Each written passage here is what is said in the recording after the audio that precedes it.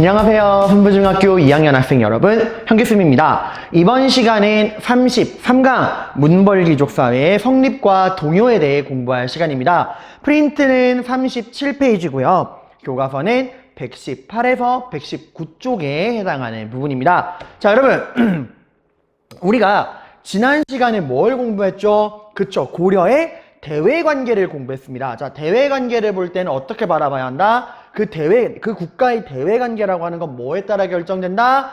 그쵸, 그 시대의 역사 주도 세력, 지배층이 어떠한 성격, 성향을 가지고 있느냐, 거기에 따라서 대외관계가 달라진다라고 이야기했죠. 그죠? 자, 우리가 지난 시간에 고려 전기 중에서도 초기와 중기의 대외관계를 살펴봤습니다. 자, 고려 초기는 어느 나라와의 관계였죠? 그쵸, 거란족이 세운 요 나라와의 관계였어요. 그 당시 고려 초기, 고려의 지배층이 누구였죠? 네, 육두품과 호족. 얘들의 성격은 그치, 고구려 계승의식을 가지고 있었고 개혁적이고 자주적이고 진취적이었어요. 그죠? 그러다 보니까 이런 이민족의 침입에 관해서 굉장히 주체적인 태도를 보였어요. 그죠? 그래서 거란의 1차 침입 때는 서희가 외교 담판을 통해서 강동육주를 획득을 했고요. 3차 침입 때는 강감찬이 귀주에서 거란군을 물리치고 나서 이 동북아시아 국제정세에 안정을 가지고 왔었죠. 그죠? 자, 근데 시간이 지나서 고려의 지배층이 뭐로 바뀝니까? 육두품과 호족 중에서 세력이 강한 애들이 문벌귀족이 되죠. 그죠? 이 문벌귀족이 역사를 고려의 지배층이 되는데, 문벌귀족은 어떤 성향을 가지고 있죠? 일단 신라 계승의식 가지고 있고요. 손에 쥔 게 많다 보니까 그 변화를 굉장히 두려워하는 보수적이고 사대적인 성격이 강했다고 했습니다. 이때 이제 여진족이 만든 요 나라와의 관계였죠. 그죠? 처음에 이제 여진족이 힘이 약할 때만 해도 우리가 정벌하게 됐어요. 윤관이 기마병, 신기군이 중심이 된 특별부대인 별무반을 만들어서 이 여진족들을 몰아내고 동북방 지역에 9개의 성을 쌓고 영토를 넓혔어요. 근데 그 이후에 문벌귀족이 보여주는 태도를 봐봐요. 그 동북구성 반환했죠. 그죠? 전쟁을 하기 싫어하는 거야. 그 이후에 여진족이 힘이 강해지고 나서 금나라를 딱 세우고 나서 우리에게 4대를 해라 하고 고려의 4대 관계를 요구했을 때 어떻게 했죠? 문벌귀족이 대표인 이자겸이 받아들였어요. 그죠? 이렇게 지배층의 성향에 따라서 대외관계가 달라진다라고 하는 거 여러분들 명심해 두시고요. 아 참, 고려의 대표적인 항구는 어디였죠? 귀족들이 모여 살고 있는 수도 개경 옆에 있는 병란도였죠. 신라는 경주 옆에 있는 울산항이었고 항상 그 무역항은 수도 옆에 있습니다. 자, 그럼 이번 시간에는 지난 시간의 연장선상이야, 얘들아. 금나라에게 4대 했던 당시 고려의 지배층이 누구였죠? 그쵸, 문벌귀족이었죠. 그죠? 그 문벌귀족 시대에 대해서 우리가 좀 더 자세하게 살펴보도록 할 겁니다. 프린트 37페이지 그 위에 이제 고려의 시대 구분과 각각의 시대별로 그 지배층 제가 표 만들어 놓은 거는 그냥 복습하라고 제가 넣어둔 거예요. 이미 다 공부한 자료니까 그냥 확인만 해보시면 됩니다. 자, 첫 번째 이제 우리 문벌귀족 사회가 어떻게 만들어졌는가에 대해서 공부해 보도록 하겠습니다. 고려는 크게 무신정변을 기준으로 전기와 후기로 나뉘죠. 그죠? 우린 지금 고려 전기를 공부하고 있는 거예요. 그 고려 전기도 지배층에 따라서, 고려는 시대 구분을 지배층으로 한다고 이야기했습니다. 지배층에 따라서 초기와 중기로 나눌 수 있죠. 초기는 누가 지배하던 시대? 호족과 육두품. 얘들은 어떤 성격이었죠? 다시 한번 얘기하면 굉장히 개혁적이고 자주적이고 진취적인 애들. 그러니까 그 폐쇄적이고 차별적인 신라를 무너뜨리고 나온 애들이다 보니까 굉장히 여러분 새학기 때 여러분 생각하면 돼요. 그리고 고구려 계승의식 한번 적어두세요. 거기다가 고구려 계승의식. 자, 근데 이랬던 애들이 이제 시간이 지나면서 이 육두품과 호족 중에서 세력이 강한 애들이 문벌귀족이 됩니다. 자, 일단 우리 문벌귀족이라고 하는 단어의 뜻풀이부터 해볼게요. 문벌귀족. 이 문벌이 뭐냐?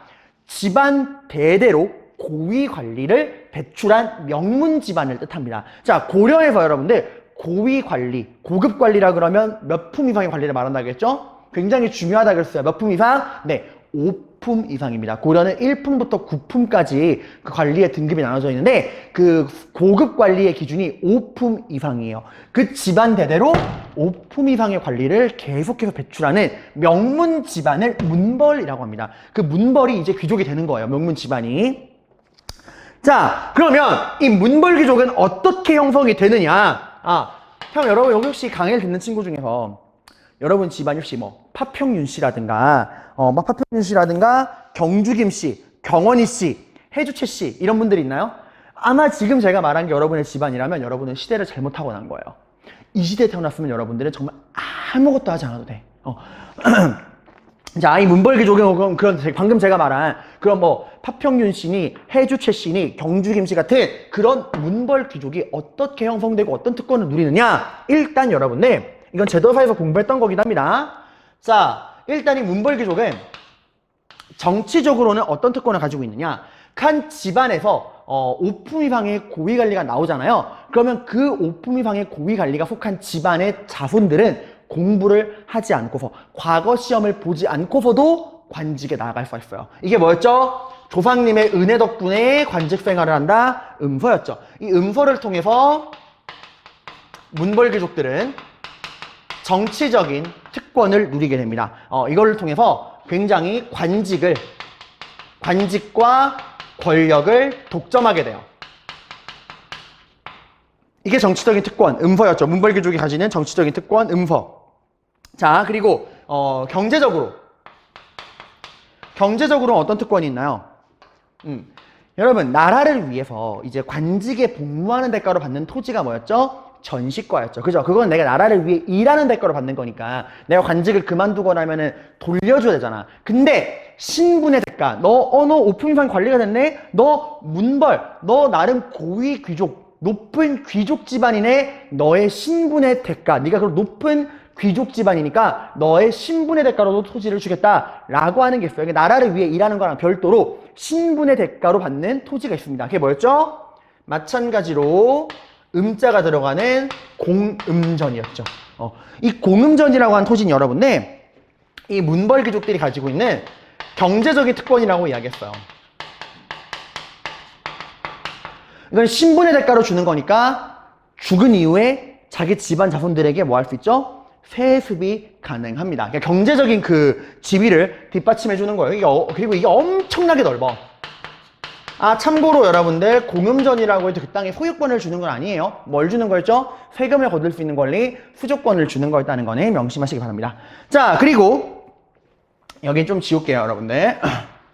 자, 사회적으로 이건 정치, 경제, 사회예요. 사회적으로 어떤 일이 벌어지느냐? 여러분이 이제 좋아하는 로맨스 드라마 같은 데 보면은 이제 어떤 일이 벌어져요? 신데렐라 같은 애들이 나오죠. 여주인공은 항상 정말 평범한 서민 집안의 그냥 평범한 여자야. 근데 얘가 이제 길을 가다가 재벌집 2세 이렇게 싸가지 없는 망나니가 차를 막 몰고 가다가 이 평범한 서민 여자애를 끽 칠 뻔하죠. 그럼 이제 여자애가 한 다음에 이제 운전 똑바로 안 해요 이러면 딱 내려가지고 뭐야 얼마면 돼? 하고 돈 탁 던지면 이제 여자애가 싸대기를 촥 때리죠. 그럼 이 재벌집 남자애가 싸대기 탁 맞고서 날 이렇게 대한 거 네가 처음이야 이러고 사랑에 빠져가지고 이 재벌집 남주와 평범한 서민 여주 간에 보통 이런 식이잖아요 얘들아. 보통 그런 식이잖아요.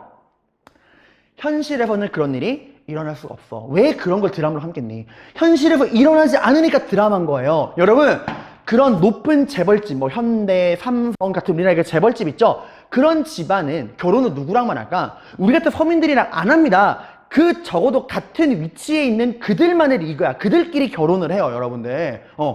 그러니까 이거 마찬가지야, 얘들아. 이렇게 음서를 통해서 고위간직을 독점하고 공음전을 통해서 대토지를 소유한 이런 문벌귀족들이 결혼을 누구랑 할까요? 그쵸. 적어도 자기랑 동급의 같은 문벌귀족 가문과 결혼을 한단 말이에요. 그러니까 자기들끼리 논다는 거예요. 중첩된 혼인관계. 급이 맞는 거야, 급이. 삼성이랑 현대랑 결혼하지 삼성이랑 선생님이랑 결혼하진 않잖아요. 그런 식으로 문벌귀족들은 그 높은 가문들끼리 자기들끼리 혼인관계를 맺습니다. 그러니까 굉장히 폐쇄적인 관계. 그럼 왜 이렇게 폐쇄적 관계를 맺을까? 물론 뭐 급이 안 맞는다. 적어도 우리 집안이랑 결혼할 거면은 뭐 이 정도 돼야 돼. 뭐 그런 것도 있겠지만 결혼을 한다는 건 여러분들 권력을 나눈다는 거야. 그 집안이랑 운명 공동체가 된다는 얘기잖아. 그러니까 이미 자기들이 손에 쥐고 있는 권력을 괜히 낮은 지방의 새로운 세력들이랑 나눌 그 마음이 없는 거야. 우리끼리 나눠가지고도 아까운 이 권력을 새로운 패거리를 끌어들이면 걔네랑도 나눠야 되잖아. 그치? 그게 싫으니까 그 안에서만 자기들끼리만 나눠 먹는 거예요. 그런 의미도 있습니다. 그리고 이렇게 결혼을 할 때 가장 이 문벌귀족 집안에서 가장 결혼하고 싶은 가문이 어디일까? 고려 최고의 가문. 고려에서 가장 로열 패밀리. 그 어디죠? 왕실이죠, 왕실. 왕실을 뛰어넘는 귀족 집안은 없잖아. 그러니까 이 문벌귀족의 꿈은 자기 집안의 딸을 누구랑 결혼시키는 거야? 왕이랑 결혼시키는 거예요. 그러니까 왕의 자기 딸을 이제 왕비로 집어넣는 게 최고의 목표입니다. 그러니까 왕실과의 혼인을 중시했어요.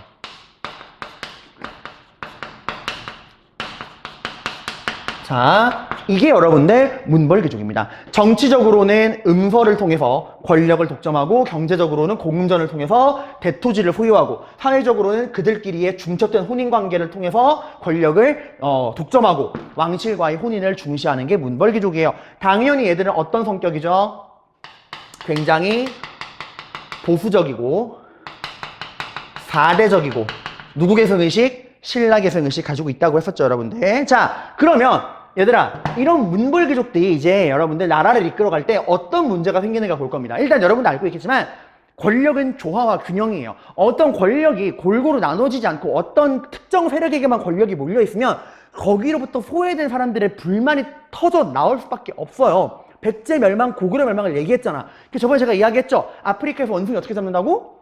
손이 겨우 들어가는 상자에 바나나 딱 넣고서 원숭이가 그 바나나를 먹으려고 딱 그 상자에 손을 넣고서 바나나를 딱 움켜쥐는 순간 빠져 안 빠져? 안 빠지는 거예요. 그럼 낄낄낄 거릴 때 와가지고 잡아가는 거야. 이 원숭이가 뭐 하면 살 수 있죠? 이 손에 쥔 바나나를 놓기만 하면은 손 떼가지고 도망갈 수 있어. 근데 그 손에 쥐고 있는 바나나를 놓지 못해가지고 죽는단 말이에요. 문벌귀족도 그들이 손에 쥐고 있는 이 권력을 놓지 못해서 자기들끼리 싸우다가 결국에는 사냥꾼에게 무너지는 모습을 보입니다. 딱 그 바나나를 놓지 못하는 원숭이라 생각하시면 돼요. 자, 이 문벌귀족 사회의 동요와 분열에서는 우리가 이자겸의 난과 묘청의 서경천도 운동이라고 하는 두 가지 사건을 볼 겁니다, 여러분들. 자, 일단 첫 번째 시간 순서대로 이자겸의 난이 먼저고 묘청의 서경천도 운동이 나중에 일어난 겁니다. 이자겸의 난부터 보도록 할게요. 말 그대로 이자겸이라는 사람이 반란을 일으켰다는 거야. 그럼 이자겸은 도대체 누구고 뭐 하는 애길래 반란을 일으켰냐? 뭐 아웃사이더였냐? 아니에요. 이자겸은 여러분들 고려의 이 문벌귀족 중에서도 최고의 문벌귀족이야. 킹 오브 킹, 가장 권력이 강했던 문벌귀족 집안의 그 대표가 이자겸이었어요. 아니 그럼 남부럽지 않은 권력을 누리던 이자겸이 왜 반란을 일으켰느냐? 일단 여러분, 이자겸이 얼마나 권력이 강했는가 볼게. 일단 얘네 집안이 경원이 씨거든요. 아까 제가 그 문벌 해가지고 대표적 가문 몇 개, 그 가문 말해드렸죠. 뭐 경주김 씨, 해주 최 씨, 파평 윤 씨 등등. 그 중에서 최고의 가문 경원이 씨였어요. 얘네 집안이. 거기 쓰는 거야, 얘들아. 배경에다가 쓰세요. 이 경원이 씨 가문의 이제 대표가 이자겸이었는데, 얘가 권력을 완전히 독점을 합니다. 얼마나 심했냐? 여러분, 아까 제가 이 문벌귀족들이 음서랑 공음전을 통해서 정치랑 경제적인 특권을 독점한 다음에 사회적으로 뭐 한다 그랬죠? 중첩된 혼인관계를 맺는다고 했죠. 그죠? 이 중에서 가장 원하는 게 뭐? 어디와의 혼인? 왕실과의 혼인이었죠. 그죠? 그 꿈을 이룬 게 이 경원이 씨 이자겸이야. 여러분, 그 프린트 오른쪽 위에 보시면 만화가 하나 나와 있죠. 그죠? 이 만화가 나와 있고, 아니면 여기 이제 여기랑 보셔도 돼요. 여기랑 봐봐. 여기랑 봐봐요. 이건 제가 지금 적는 거 아니에요. 그 만화랑 같이 이해를 돕기 위한 거야. 자, 여기 얘들아, 이자겸이 있어요. 이자겸은 딸이 3명 있었습니다. 딸이 3명 있었는데, 그 당시 고려 왕이 누구였냐? 예종이라는 왕이 있었어요. 이자겸은 자기의 이 첫 번째 딸을 예종과 결혼을 시킵니다. 좀 아래다가 적어야겠다. 자, 둘이 결혼을 했습니다. 와, 자기 딸이 왕비가 된 거예요. 그죠? 그러니까 이자겸은 왕의 뭐가 된 거죠?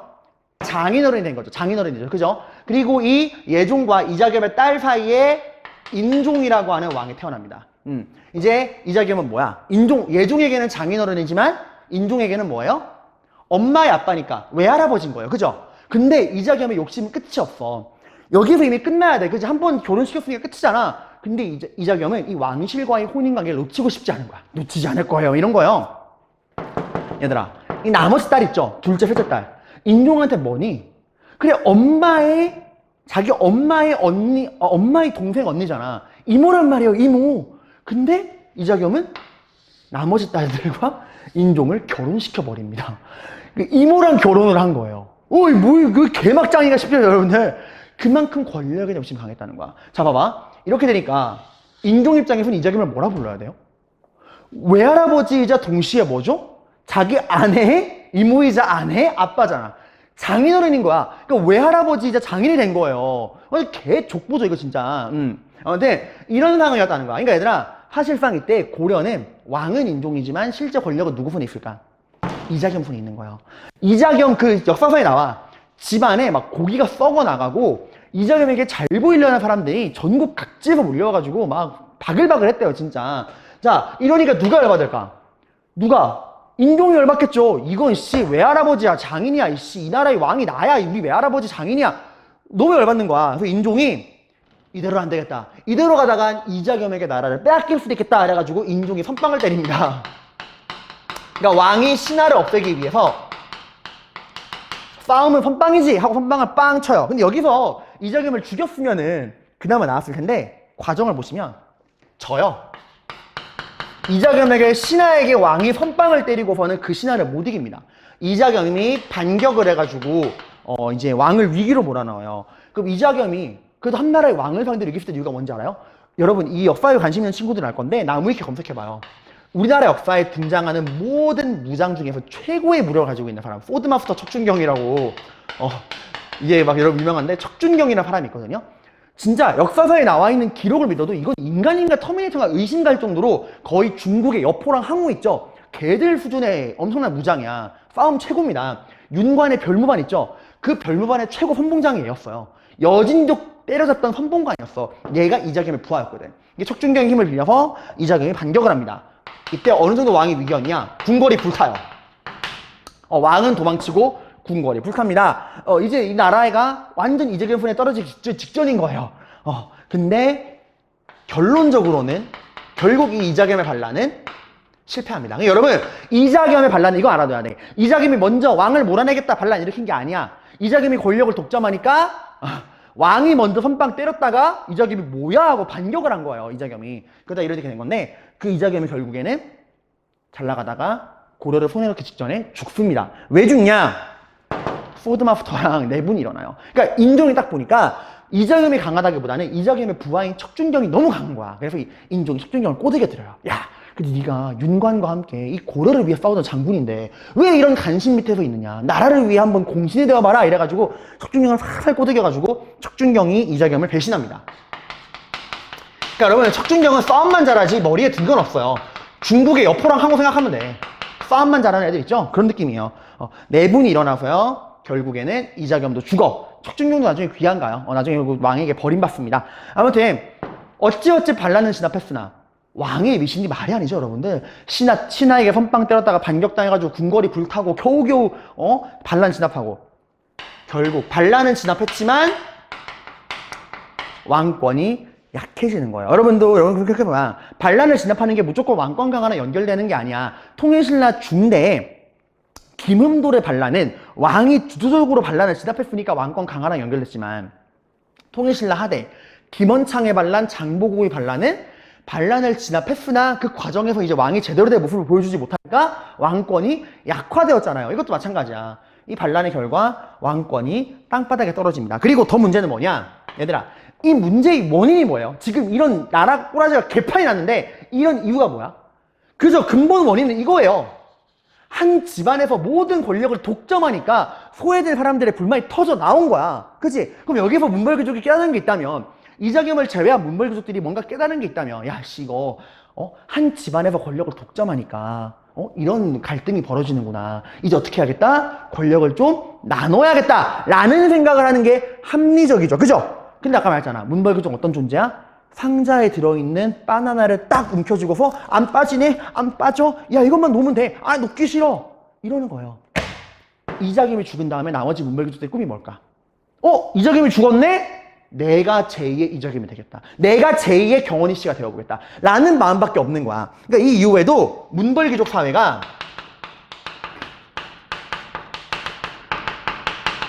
뭔가 뭐 깨달음을 얻고서 뭐 자정작용이 있는 게 아니라 여전히 분열이 일어나고 동요가 하고 있는 거야. 그러니까 그들만의 그런 내부 대립, 권력을 서로 차지하기 위한 그 대립이 계속해서 심해진다라고 하는 거예요. 하여튼 이게 이자겸의 반란입니다.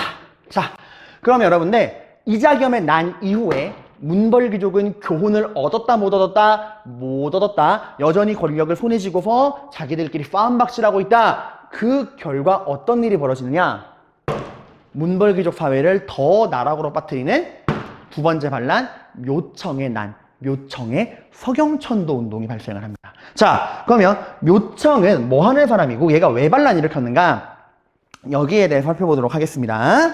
여러분 프린트는 연도가 적혀 있는데 뭐 이거는 외우라는 게 아니고 그냥 참고하라는 거예요. 자, 그럼 묘청이 반란을 일으킨 이유는 뭐냐? 이 배경은 좀 복잡해요.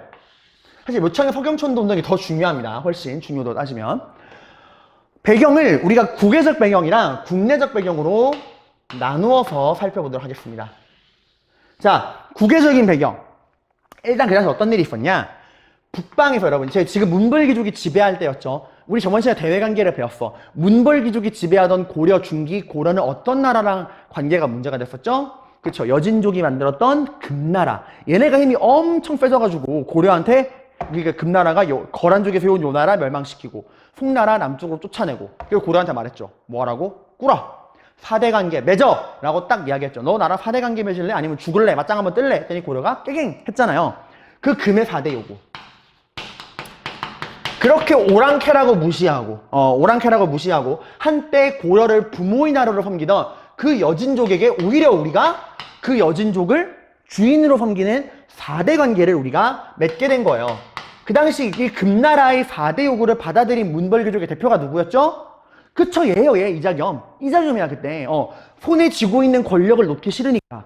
전쟁은 여러분 굉장히 위험하잖아. 전쟁은 이기면 다행이지만 지는 순간 모든 걸 잃어버리잖아. 내 손에 쥐고 있는 권력을 놓기 싫으니까. 변화가 두려우니까. 이자겸은 금나라의 4대 요구를 받아들였습니다. 자기의 권력을 유지하기 위해서. 그러니까 고려 초기에 그 자주적이고 진취적이고 개혁적인 기상, 고구려 계승의 시기 많이 사라진 거예요. 자, 이런 상황이었다. 내가 이걸 왜 얘기하냐면 여러분들, 항상 뭐든지 100%는 없어. 당시 모든 고려의 지배층이 이런 금나라의 4대 요구를 받아들이는 게 찬성한 게 아니에요. 몇몇 사람들은, 야, 우리가 어떤 나라인데? 우리 고구려의 후예 아니었어? 우리 어떻게 우리를 부모를 섬기던 저 오랑캐에게 머리를 숙일 수가 있지? 라고 이런 4대 요구를 받아들이는 문벌귀족의 태도에 불만을 가지고 있는 세력도 분명히 있어요. 항상 역사에 100%는 없어, 얘들아. 100%라는 건 없어요. 여러분도 그렇잖아. 반 친구들끼리 반티정할 때 100% 동의하는 게 아니잖아요. 그죠? 항상 모든 문제에 대해서 의견 충돌이 있는 거야. 아무튼 금나라의 4대 요구를 받아들인 것 때문에 고려 내부에서도 불만의 목소리가 어느 정도 있었다라고 하는 거예요. 그게 비록 주류는 아니었지만. 그리고 국내적으로는 이 묘청의 난이 터지기 전에 고려에 어떤 일이 있었죠? 방금 배웠던 이자겸의 난. 이 경원희 씨가 권력을 독점해서 왕이랑 맞짱을 떴잖아요. 그 과정에서 궁궐이 fire 하고 궁궐이 불타버리고 왕권은 땅바닥에 떨어집니다. 자, 하지만 여러분들 이런 이후에도 우리 문벌귀족들은 교훈을 얻지 못했다 그랬죠. 여전히 남아있는 문벌귀족들은 자기들이 제2의 이자겸이 되어보겠다라고 권력을 차지하기 위해 싸우는데, 자, 여기서 좀 구분할게요, 여러분들. 문벌귀족이라는 게 여러분들 이 귀족 집안, 그러니까 오품이상의 그 고위관리를 대대로 배출한 게 문벌귀족이라고 했죠. 이 문벌귀족의 숫자는 많아, 얘들아. 근데 그 문벌귀족 내부에서도 주류 세력, 그러니까 문벌귀족에서도 이제 좀 주도권을 쥐고 있는 주류 세력은 어디에 머무르고 있을까? 네, 말했죠.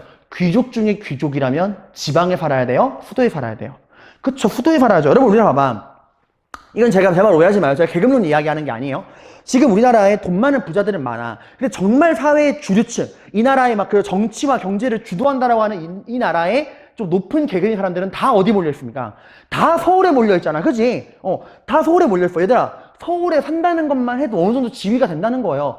땅값이 얼마나 비싸, 얘들아. 강남 1평에 한 평에 몇 천만 원씩 해요, 여러분들. 그러니까 그 정도로 여러분들 그런 정치와 경제적인 권력을 독점하고 있는 그 사회의 지배층은 후도에 머물러 있어요, 항상. 후도. 이 문벌귀족들 중에서도 주류 세력은 어디에 머무르고 있을까? 고려의 수도에 머무르고 있어. 고려의 수도가 어디죠? 왕건의 고향이었던 개경이잖아. 그러니까 이 문벌귀족 중에서도 이 개경 세력 있죠? 수도에 머물러 있는, 오늘날로 치면은 서울 강남에 머무르고 있다 생각하면 돼. 이 개경 세력들이 권력을 완전히 자기들끼리 논아먹는 거야.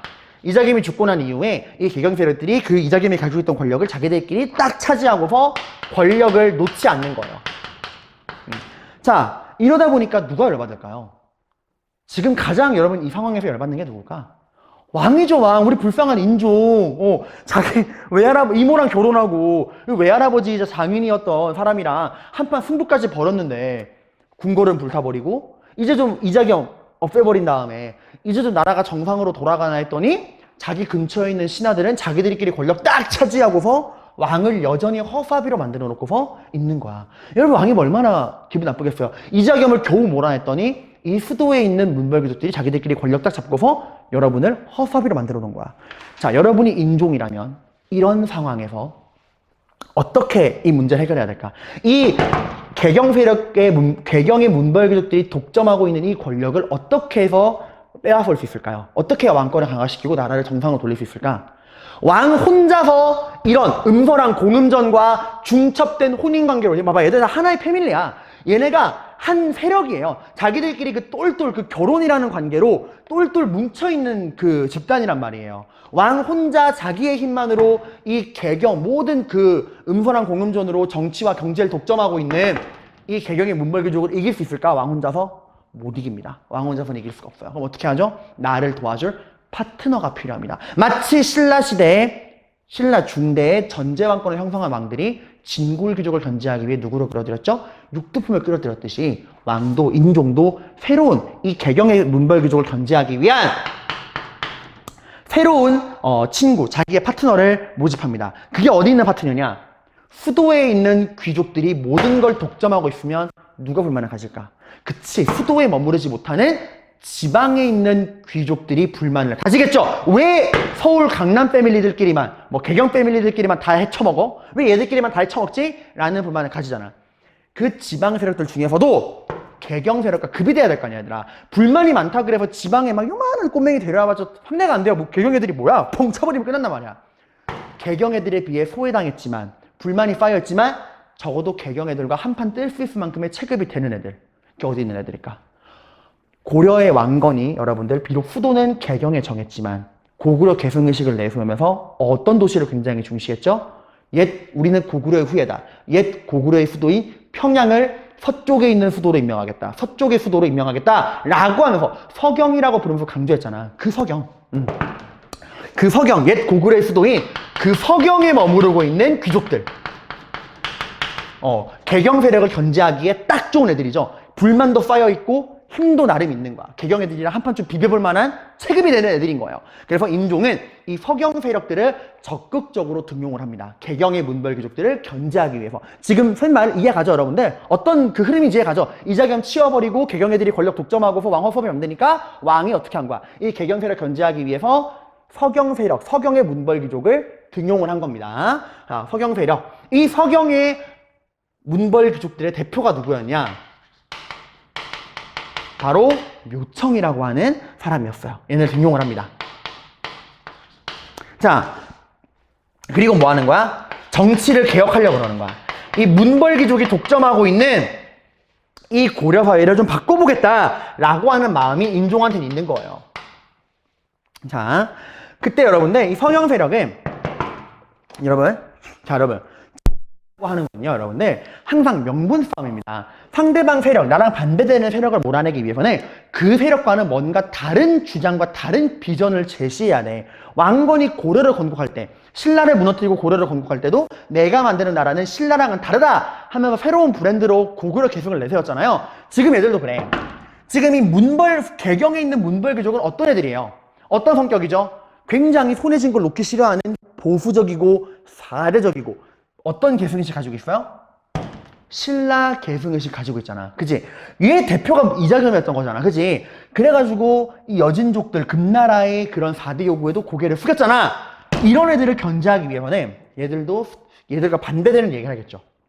어떤 얘기를 하는 거야? 야, 너희 개경의 문벌귀족들은 너무나 썩어 빠졌다. 우리가 어떤 나라냐? 우리는 태조 왕건께서 만드신 고구려를 계승한 우린 고구려의 자랑스러운 후예다. 이런 자랑스러운 우리 고구려의 후예가 어찌하여 금나라에게 고개를 숙이고 있느냐? 이런 식으로 나라를 끌고 가면 된다, 안 된다? 안 된다. 이런 굴욕적인 나라를 만든 너희들은 다 책임지고 물러나라. 이제 이 나라는 우리가 새롭게 이끌어 나가겠다. 라는 식으로 딱 정치 싸움을 거는 거야. 자, 그래서 얘들은 뭘 주장하느냐? 이 나라가 다시 뭘 회복해야 한다? 자랑스러웠던 옛 고구려의 기상을 회복해야 한다. 그를 위해서는 이 썩어 빠진 개경 세력에게 나라를 맡길 수 있다, 없다? 없다! 우리 고구려의 정통 후예인 옛 고구려의 수도인 평양, 이 서경으로 정치 중심을 옮겨야 한다. 나라의 수도를 어떻게 하자? 이 썩어 빠진 개경에서 고구려의 기상이 살아 숨쉬는 서경으로 이동하자라고 해서 얘들은 서경으로 수도를 옮기자. 천도가 수도를 옮기는 거죠. 천도를 주장을 합니다. 그리고 여러분들 이때 좀 얘기해야 되는 게 금나라가 얘들아 봐봐. 4대라고 하는 건 여러분들 금나라랑 4대를 맺는다는 거는 금나라가 갑이고 고려가 을이 되는 거야. 그치? 동등한 게 아니에요. 갑과 을이야. 그럼 여러분들 금나라는 당시에 이제 그 송나라를 무너뜨리고 나서 스스로 황제의 국가가 돼요. 스스로 이제 우리가 황제다. 우리가 아시아의 짱이다. 라고 이야기를 합니다. 그러면서 다른 나라들에게 우리는 황제의 국가다. 우리를 섬겨라. 라고 4대를 요구하잖아. 그 증거가 뭐예요? 뭘 써야 될까? 금나라 황제를 중심으로 하는 연호를 써야 되고요. 다른 나라들은 자기네 나라를 뭐라 부를까? 금나라의 황제를 섬기는 제후국으로 낮춰야 돼요. 그 말은 뭐냐? 자신 나라의 대표를 뭐라 불러야 돼? 황제라고 부를 수가 없는 거예요. 독자적인 천하관을 가질 수가 없는 거야. 자신들 나라의 대표를 뭐라 불러야 돼? 왕이라고 불러야 돼요. 그래서 고려는 여러분들 얘들아 이건 상식으로 알아둬. 원래 고려는 자주성이 되게 강했어요. 초반에 고구려 계승식으로. 그래서 자신들 나라의 왕을 뭐라 불렀냐? 황제라 불렀어요. 광동도 자기를 막 황제라 그랬어. 근데 이제는 그렇게 할 수 있는 거야, 없는 거야? 못하는 거야. 왜? 우리 누구 섬기는 나라니까. 우리는 금을 섬기는 금나라에게 4대를 하는 나라니까 금나라 황제랑 동급의 황제가 될 수 없는 거예요. 그래서 그 당시 고려는 금에게 4대를 하면서 자신들의 나라를 황제의 나라가 아니라 금의 황제를 섬기는 왕의 나라라고 낮춰 부르고 있었어. 그러면 된다, 안 된다? 안 된다라고 이야기를 하는 거예요. 다시 옛 고구려의 기상을 회복하기 위해서는 다시 우리가 칭제, 황제의 나라로 돌아가야 한다라는 거야. 우리의 왕을 뭐라 부르자? 황제라 부르자. 칭하자. 뭐로? 황제로. 그리고 황제만의 특권이 있었죠. 황제만이 쓸 수 있는 게 뭐죠? 독자적인 천하관, 뭘 쓸 수 있죠? 연호. 자신을 중심으로 연도를 해야 되는 거잖아. 우리만의 연호를 쓰자. 금나라 황제가 내려주는 연호를 꼬봉처럼 갖다 쓰지 말고 우리 스스로 황제가 되어서 건원. 칭제, 황제가 되어서 건원. 연호를 세우자. 우리만의 연호를 세우자 이거예요. 우리 고려 황제를 중심으로 연호를 쓰자 이겁니다. 그런 얘기를 하는 거야. 그리고 더 나아가서 저 자낭부도한 건방진 오랑캐. 금나라를 어떻게 하자? 정벌하자. 라는 이야기를 하게 됩니다. 참고로 여러분들 이 서경천도를 했던 거는 뭐에 근거를 둔 거냐? 풍부지리설이에요. 풍부지리설. 이런 식으로 얘기한 거야. 이자겸이란 역적이 나오고 왕 그 궁궐이 불탄 거는 이 개경에 있는 좋은 기운이 약발이 다 떨어져서다. 마치 옛날에 여러분들 신라가 무너질 때 경주에 좋은 기운이 약발이 떨어졌다. 그러니까 새로운 변화의 중심은 지방에서 나온다라고 이야기했죠. 똑같은 얘기하는 거야. 이제 개경에는 약발이 떨어졌다. 그러니까 새로운 좋은 기운, 옛 고구려의 기운이 흐르는 어디로 가자? 서경으로 가자. 뭐 그런 이야기를 했던 거예요. 완전히 개경 애들이랑은 반대되는 이야기를 하고 있는 겁니다. 자, 이렇게 우리가 이 묘청에 낳은 그 묘청의 서경천도 운동의 국외적 배경과 국내적 배경을 살펴봤어요.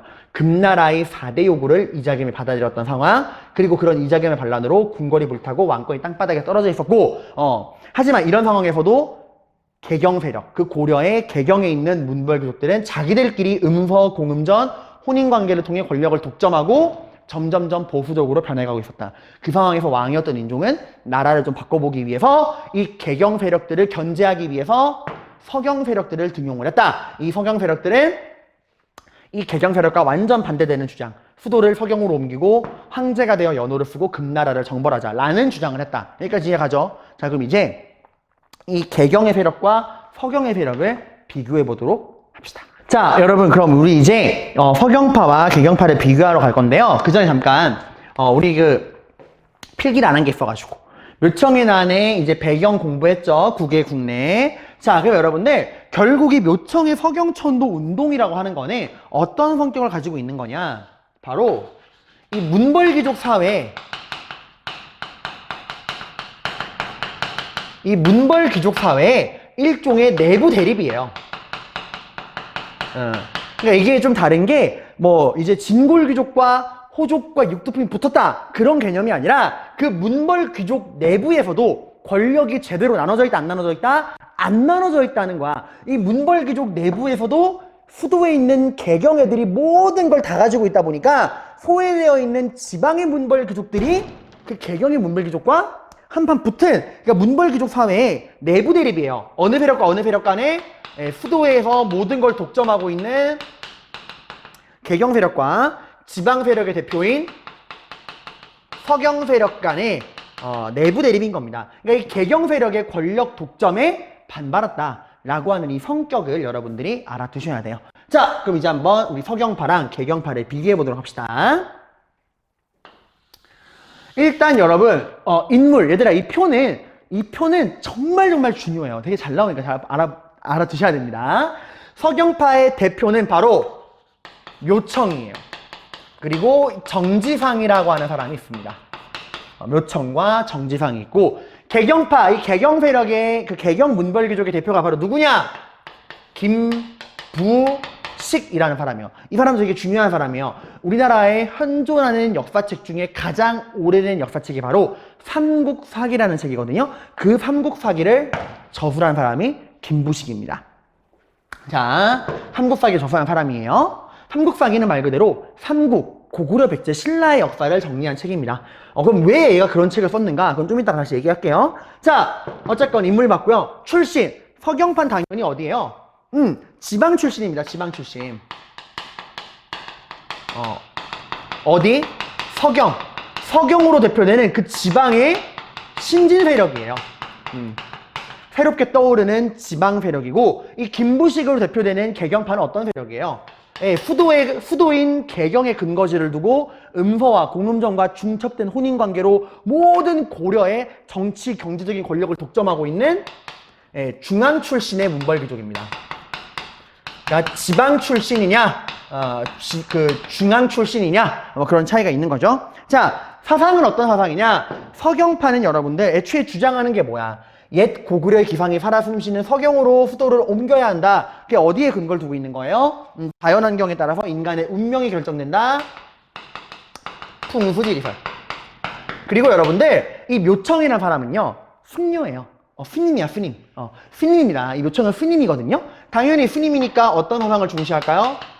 불교를 중시하는 사람입니다. 그에 반해서 이 개경에 있는 이 엘리트 중앙 출신은요, 여러분들, 일종의 이런 미신 같은 요소를 믿으려고 하지 않아요. 굉장히 합리적이고 이성적으로 생각을 하려고 합니다. 그 합리적이고 이성적인 사상의 끝판왕이 바로 뭐냐? 유교예요. 여러분, 유교의 창시자가 누구냐면 공자거든요. 근데 유교의 특징을 보여주는 게 공자의 제자가 공자한테 물은 거야. 오늘날도 우리가 궁금한 거 있잖아요. 사람이 죽으면 어떻게 될까? 우리의 영혼은 어디로 가는 것일까 하는 그 사후세계에 대한 궁금증 있잖아요. 공자의 제자가 공자한테 물었대. 선생님, 인간이 죽으면 인간의 영혼은 어디로 갑니까? 라고 물었더니 공자가 뭐라고 했을까요? 야, 이 멍청한 놈아. 살아있는 지금 현재의 문제도 해결 못하면서 죽은 뒤에 일은 왜 고민하느냐? 그런 쓰잘데기 없는 거 고민하지 말고 현실에 충실해라. 그게 유교예요, 여러분들. 현재 당면하고 있는 문제를 이성적으로 바라보는 거에 모든 머리를 쓰는 게 유교입니다. 그래서 유교는 사후세계를 인정하지 않아요, 잘. 제사도 얘들아, 그냥 조상에 대한 공경의 표현이지 막 그 영혼을 믿고 이런 게 아니에요, 유교는. 가장 이성적인 종교입니다. 그러니까 얘네가 보기에는 이게 말도 안 되는 거야. 그 땅의 기운이 좋은 기운이 서경에 흐릅니다. 이 개경의 기운은 타락했으니까 이 서경으로 좋은 기운이 흐르는 곳으로 옮겨냅니다. 그런 말도 안 되는 소리가 어디 있냐라고 이제 얘기를 하는 거예요. 그리고 얘들은 뭘 얘기하는 거야? 우리는 누구의 후예다? 자랑스러운 고구려의 후예다 라고 이야기하는 거고, 얘들은 어디 계승의식? 얘들은 변화를 두려워하잖아. 손에 쥐고 있는 권력을 놓기 싫어하잖아요. 변화를 두려워하니까 이제 이민족의 침입에도 싸우지 않는 신라 계승의식을 내세우는 거예요. 자, 그리고 여러분들, 서경파의 성격은 좀 어떤가요? 얘들은 지금 이 고려를 바꾸자는 애들이지, 그치? 다시 고려 초기에 개혁적이고 자주적이고 진취적이었던 그때 모습으로 돌아가자는 거예요. 걔들은 굉장히 개혁적이고 자주적이고 진취적인 애들입니다. 그에 반해서 문벌귀족은 지금 이대로 영원히 고려 영원하라. 지금 이대로 영원히. 왜 변화를 하려고 하느냐? 지금 이대로도 고려는 너무너무 살기 좋다. 누구한테? 우리한테. 보수사대적인 성격이에요. 자, 그래서 주장을 보시면 서경파의 주장은 뭐였죠? 수도를 어떻게 해야 한다? 옮겨야 한다. 옛 고구려의 기상으로 나라를 부활시키려면 옛 고구려의 기상이 살아 숨쉬는 서경으로 수도를 옮겨야 한다. 이게 뭐? 풍수지리설의 근거를 둔 거였죠. 그리고 서경으로 수도를 옮기고 다시 우리나라가 뭐가 돼야 한다? 황제의 나라가 돼야 한다. 어찌 금나라 오랑캐를 황제로 섬기느냐? 우리 고려의 국왕전하께서 황제가 되셔야 한다. 칭제. 그리고 뭘 하자? 연호, 황제만의 특권인 연호를 세우고 독자적인 천하관을 확립하자라고 하는 거예요. 그리고 더 나아가서 뭐 하자는 거죠? 저 금나라 놈들 정벌하자라고 이야기를 하는 겁니다. 자, 그리고 여러분 실제로 묘청이 뭐라고 했냐면은 이 묘청 주장, 여러분 제가 교과서에다가도 탐구자를 씌워놨는데 요청은 이렇게 얘기했어요. 서경으로 수도를 옮기면 이 서경의 그 끝장나는 어마어마하게 좋은 기운이 나라를 확 뛰어오르게 해줘가지고 서경으로 수도만 옮기면 이 우리 이웃나라들이 알아서 머리를 조아릴 것이고 금나라도 알아서 우리한테 무너질 것이다 라고 이야기를 했어요. 그러니까 서경으로 수도만 옮기면 만사 오케이 약간 그런 거예요. 내 눈에 바라봐 넌 행복해지고 약간 좀 그런 거 있죠. 좀 그런 느낌이야. 실제로 그 묘청이 말한 거예요. 서경으로만 수도를 옮기면 모든 문제가 해결될 것이다. 주변 나라들이 알아서 항복할 것이고 막 얘기를 했어요. 그에 반해서 개경 애들은 이런 터무니없는 주장 말도 안 된다라는 식으로 비판한 거야. 일단 서도 수교로 옮기면 된다 안 된다? 안 된다. 한 나라의 수도를 어찌 이런 검증되지 않은 비이성적인 생각에 고구려의 기운이라는 게 어디 있는데 그런 말도 안 되는 걸 근거로 수도를 옮길 수 없다. 그리고 여러분들 여기는 지금 금나라를 정벌하자는 거잖아. 얘들은 금나라랑 싸워서 된다 안 된다? 안 된다. 금나라랑 뭐 해야 한다? 4대 관계를 유지해야 한다 라고 이야기를 하고 있어요. 자, 여러분 지금 여기까지만 보면 솔직히 그러면 딱 그 뉘앙스로는 어때요? 제가 지금 설명하는 뉘앙스로만 따지면 어디가 좀 더 좀 좋은 애들이고 누가 나쁜 애들 같아? 말만 들어보면은 옛 고구려의 기상을 부활해가지고 황제의 나라로 돌아가자, 금나라 정벌하자 라고 하는 이 서경파가 무언가 깨끗한 개혁 세력인 것 같고 얘들은 이 권력을 놓지 않으려는 띠룩띠룩 꿀꿀꿀 하는 돼지들 같죠 약간 느낌이. 근데 여러분 좀 주의할 거 절대로 선과 악으로 판단하시면 안 됩니다. 역사에 선과 악이 명확히 나눠진 경우는 거의 없어요. 선과 악은 없습니다. 둘 다 목적은 뭘까요? 권력을 손에 쥐려는 거야. 얘들아, 서경파가 왜 수도를 옮기자 그럴까? 얘들은 다 근거지가 어디예요? 자기네 근거지가 서경이야. 그러니까 자기네 근거지를 수도로 옮기자는 거예요. 얘들은 그게 싫은 거야. 그래 얘들아, 좀 냉정하게 따져볼게. 금나라를 정벌하자. 그러니까 얘들아, 얘들 말대로 수도로 옮기면 모든 문제가 해결이 돼요? 그건 말도 안 되는 소리잖아. 그리고 금나라를 정벌하재. 이거 현실적으로 가능합니까? 지금 상황에서 금나라도 요나라도 송나라도 살아있을 때도 아니고 이미 북방의 모든 나라들이 다 이 금나라의 발 앞에 무릎을 꿇은 상태인데 우리 고려가 금나라로 쳐들어간다? 국경을 넘는 순간 고려는 끝장날 수도 있어요. 금나라가 뭐야 미쳤나? 하고 쳐들어오는 순간 끝이야. 그치? 이건 현실성이 떨어질 수 있다는 거예요. 그래 여러분들 그럼 여긴 뭐 좋냐? 애들이 일단 서경촌대 반대한 이유는 뭐야? 그래 자기네 근거지가 개경이잖아. 자기네 땅값이 떨어지는 거잖아. 그러니까 권력을 손에 쥐기 위해서 수도를 옮기는 걸 싫어하는 거고요. 그리고 금나라에 사대하자는 거는 일종의 평화를 위한 걸 수도 있어요. 왜냐면 김부식이 여러분들 그 외교관으로 그 중국에 건너간 적이 있거든. 송나라로. 근데 김부식이 송나라의 외교관으로 건너갔을 때가 딱 언제냐? 정말 역사의 아이러니게도 금나라가 송나라를 쳐들어와서 송나라의 수도를 짓밟고 송나라의 황궁을 불태우고 송나라 황제를 개 목줄에 채워가지고 개처럼 끌고 가던데 정강의 변이라고 하는 사건이 있거든요. 그때 김부식이 딱 송나라로 간 거야. 그러니까 운이 지질이 없는 거죠. 송나라 와보니까 이게 뭐야? 송나라 수도가 불타고 황제가 막 개처럼 끌려가고 있는 거예요. 거기서 정말 죽을 뻔해. 죽다 겨우겨우 살아나가지고 고려로 돌아오거든요. 그때 김부식은 본 거야. 금나라가 얼마나 잔인무도하고 막강한 나라인가. 저 중국의 송나라 나라도 금나라를 이기지 못해서 멸망당했다. 물론 송은 남쪽 도망갔지만 이 상황에서 우리가 금나라랑 싸우자고 하는 건 나라를 망하게 하는 길이다 해서 사대를 주장한 거예요. 그러니까 둘 다 결국에는 뭘 위한 거? 권력을 손에 쥐기 위한 싸움이라는 거예요. 자, 여러분들 여기 제가 위에 클립으로 묘청과 김부식의 가상토론 영상을 올려놨으니까 이거 한번 꼭 보시기 바랍니다. 아무튼 자, 근데 여러분 인종 입장에서는 뭐가 더 끌릴까? 왕의 입장에서는 그쵸, 서경파가 더 끌리죠. 애초에 서경파를 등용한 이유가 개경파를 견제하기 위함이고, 지금 서경파의 주장이 뭐야? 수도를 옮기고 자기를 황제로 만들어주겠대. 당신을 황제로 만들어드리겠습니다 라고 하는 거예요. 그리고 금나라 정벌하고 막 희망찬 얘기를 하고 있잖아. 그러니까 인종이 처음에는 요청의 손을 들어줍니다. 그리고 실제로 수도를 옮기려고 했어요. 서경이 궁궐 다 지었어. 다 지었는데 마침 수도 옮기려고 그럴 때 서경의 벼락이 빵 떨어져가지고 궁궐이 불탄 거야. 이거 봐봐. 서경은 좋은 기운이 흐르는 땅이라며. 근데 벼락 떨어져가지고 궁궐이 불탄 거야. 그러니까 김부식께 공격하는 거지. 거 봐라. 말도 안 되는 소리다. 어떻게 서경이 좋은 땅인데 불이 나냐. 인종도 뭐야 이거 뭔가 이상한데? 해가지고 마음이 떠나가지고 인종이 결국에 수도 옮기는 거 좀 아닌 것 같아. 내가 너무 성급했어 하면서 서경파를 버립니다. 인종이. 그러니까 서경천도 계획이 물거품화 돼버려요. 원래 수도를 옮기려고 했는데 그런 여러 가지 일로 결국 인종이 서경천도농을 백지화시켜. 묘청과 서경파가 열받은 거야. 이런 말도 안 되는 일이 어디 있냐 해서 얘네가 안 되면 되게 하라 해가지고 반란을 일으킨 거야. 그러니까 자기들의 주장이 받아들여지지 않으니까 반란을 일으킨 겁니다. 본성이 나오는 거죠. 권력을 손쥐겠다고 하는. 그리고 이 서경파의 반란, 수도 서경으로 옮깁시다 하는 반란. 심지어 나라까지 만들어요. 자기들끼리. 나라까지 만들어. 독립할 거야. 수도 안 옮겨주면 독립할 거야. 이런 거예요. 그러니까 깨끗한 애들이 아니라는 거죠. 이 반란 누가 진압했을까? 개경파 애들 김부식이 총사령관이 되어서 이 서경파의 반란을 철저하게 진압을 합니다. 결과 김부식 등 개경 세력이 이 묘청과 정지상 서경 세력을 제거하고 그 서경 세력의 반란을 진압합니다. 땅값 내려가는 거 안 돼! 이사 안 돼! 하고 또 진압을 한 거예요. 자, 그 영향. 문벌귀족 사회의 분열과 동요가 더 심해지는 거예요. 여러분 말하잖아. 이자겸의 묘청의 난 이유가 뭡니까?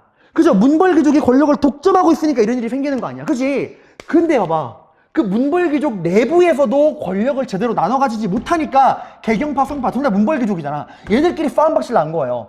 이 사건 이후에 깨달았어야지. 우리가 권력 독점하니까 이런 일이 벌어지는구나. 권력 나눠 가져야겠다. 안 그럽니다. 이 사건 이후에도 여러분들 개경파는 권력을 놓지 않아요. 그래서 어떤 일이 벌어질까?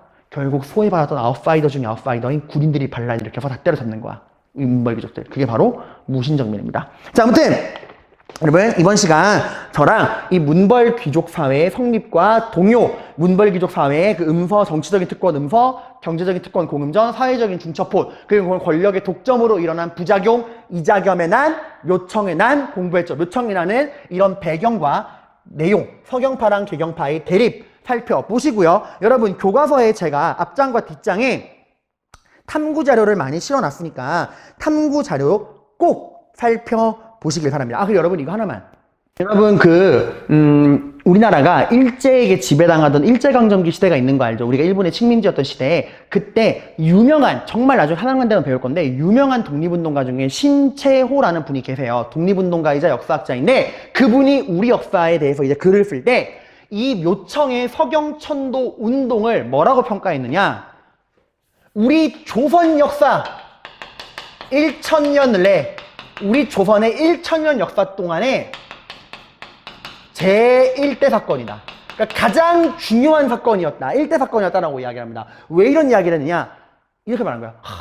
진짜 너무 아깝다. 이때 만약에 이 고구려의 기상을, 이 고구려의 계승의식을 가지고 있던 이 개혁적이고 자주적인 이 묘청의 서경파가 이 썩어빠진 개경파를 박살내고 나라를 이끌어갔다면 이 나라가 굉장히 개혁적이고 자주적인 나라가 되어서 발전했을 건데 하필이면 이때 이 서경파가 저버리고 이 보수적인 이 사대적인 애들이 나라를 이끌어가서 이 나라가 이렇게 그걸 쇠퇴하다가 일본의 식민지가 되었다. 그러니까 이때부터 우리 역사가 꼬였다라고 하는 이게 참 역사의 중요한 분기점이었다. 첫 번째 사건이었다라고 평가를 했어요. 근데 여러분 이것만 보고서 서경파가 착한 애다 이렇게 생각하면 안 돼. 이거 누구의 평가야? 신채호라고 하는 그 사람 개인의 평가입니다. 그 사람이 훌륭한 독립운동가지만 여러분이 그냥 그 사람 의견을 따라갈 필요 없는 거야. 그냥 이 사람은 이렇게 생각했구나 라고 보시면 돼.